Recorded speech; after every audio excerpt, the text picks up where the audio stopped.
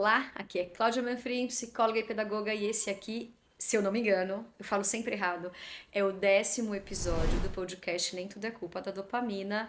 E eu fiquei muito pensativa essa semana numa frase, numa pergunta, na verdade, que é a seguinte: o quanto que a gente está perdendo da nossa humanidade, da nossa compaixão com a gente mesmo por causa da performance, né? Do tanto que a gente tem que performar, do tanto que a gente quer ser, quer ser, quer ser, quer fazer acontecer, e a gente esquece um pouco de se olhar com um devido cuidado. E não quero me alongar muito nesse episódio, como eu me alonguei no episódio anterior, falando sobre, né, enfim, a nossa funcionalidade ali dos nossos pensamentos, comportamentos, enfim, que é um tema que eu gosto muito, que é a base, né, da minha terapia cognitivo-comportamental, que é a linha com a qual eu trabalho. Mas eu acho que hoje o episódio é mais um grande desabafo meu, um grande incômodo meu com os dias de hoje, né? E recentemente, acabei na verdade de ler essa semana esse livro que é Flores para Algernon, que é uma ficção, na verdade, conta a história de um ratinho de laboratório, que ele foi submetido a vários experimentos e ele ficou muito inteligente. E aí a galera desse laboratório falou assim: vamos fazer esse teste com humanos. E pegaram ali uma pessoa que de fato tinha um coeficiente de inteligência, um QI limítrofe, e transformaram essa pessoa num grande gênio.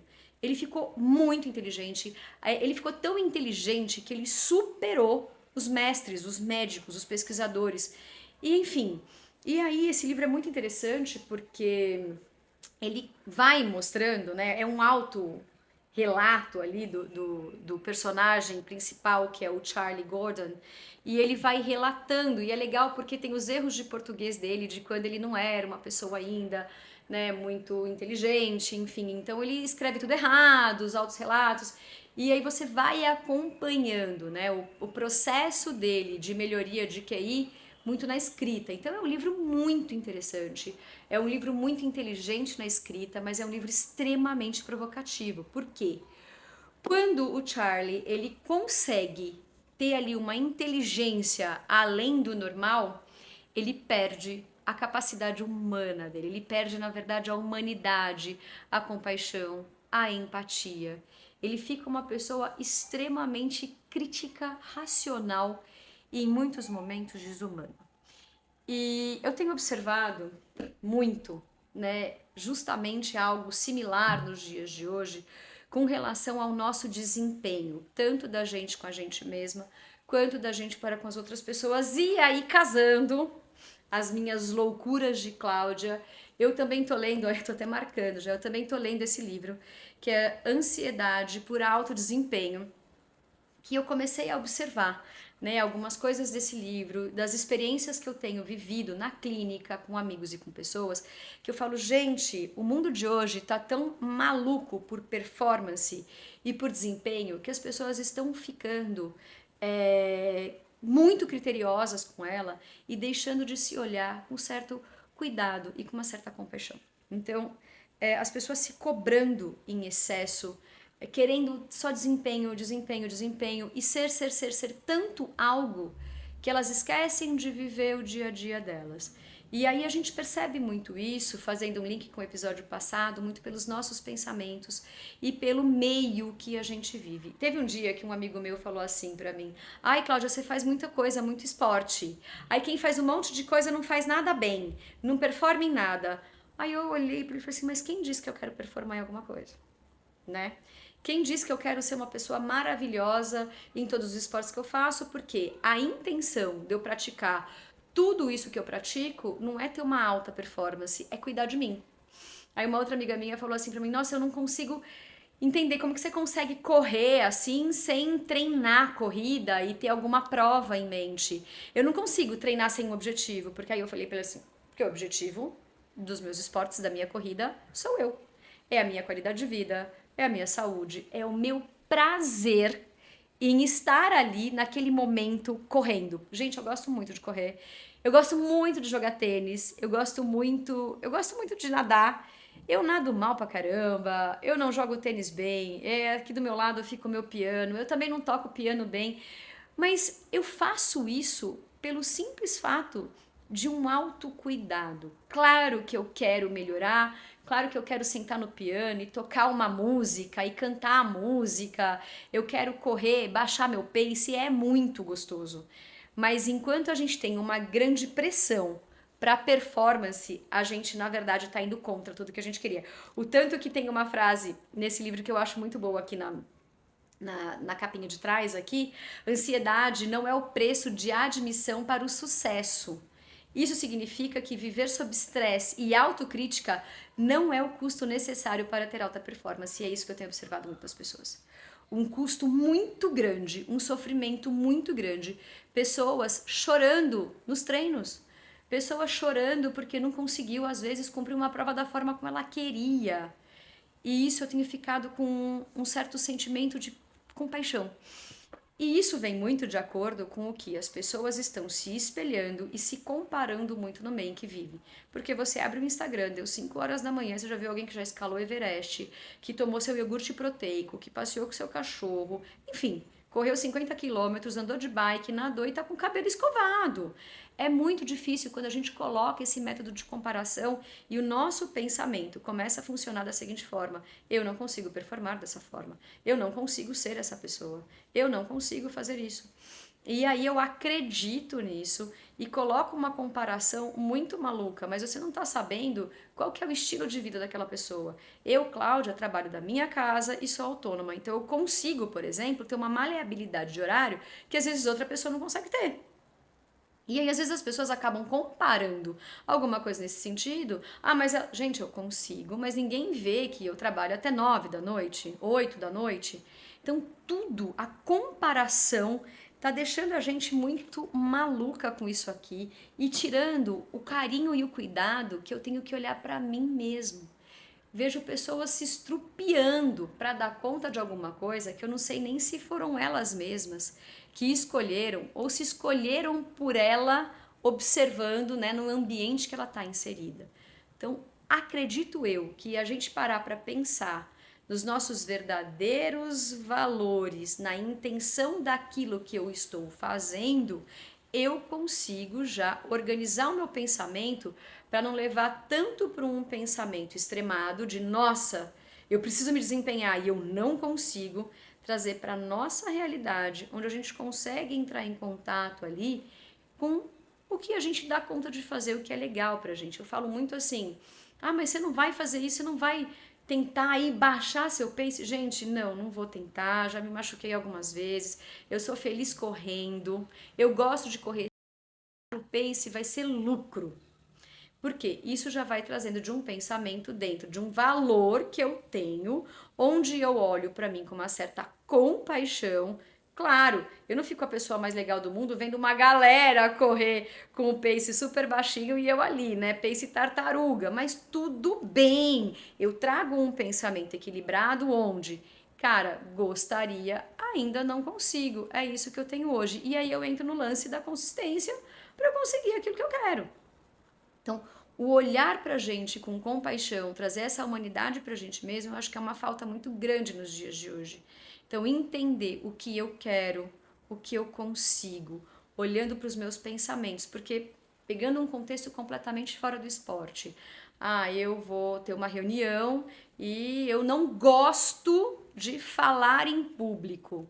Aí eu olho para a reunião e falo, putz, eu vou ter que apresentar ali um relatório e eu não me dou bem em falar em público. Será que você não se dá bem em falar em público ou você não gosta de falar em público?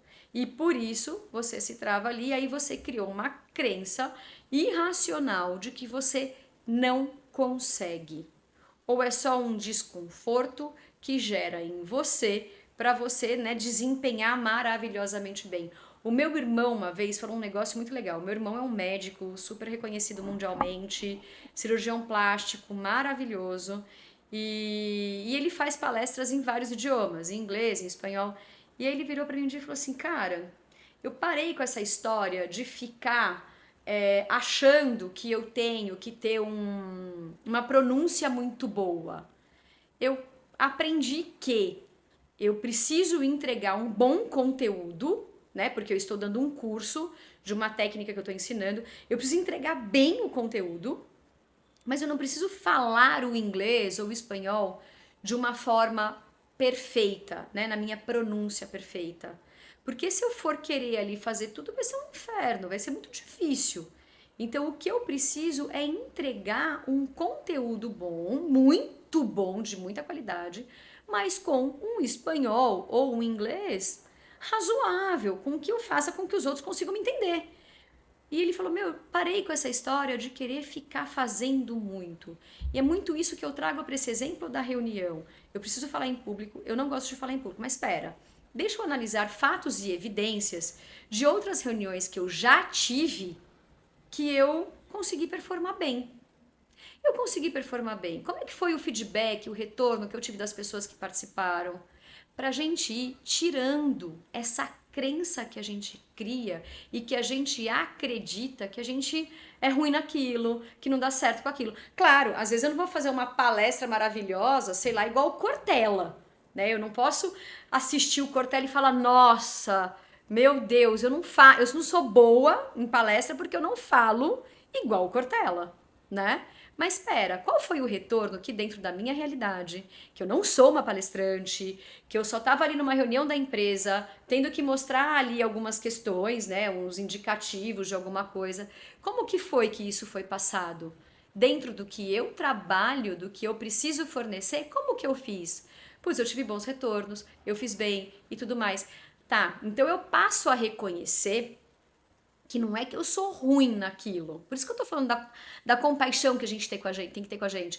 Aí eu começo a reconhecer que eu não sou ruim naquilo, que eu apenas não gosto e aquilo me gera uma sensação ruim, oriunda de uma emoção e de um sentimento que eu tive. Quem assistir o episódio passado vai entender melhor ainda isso que eu tô falando.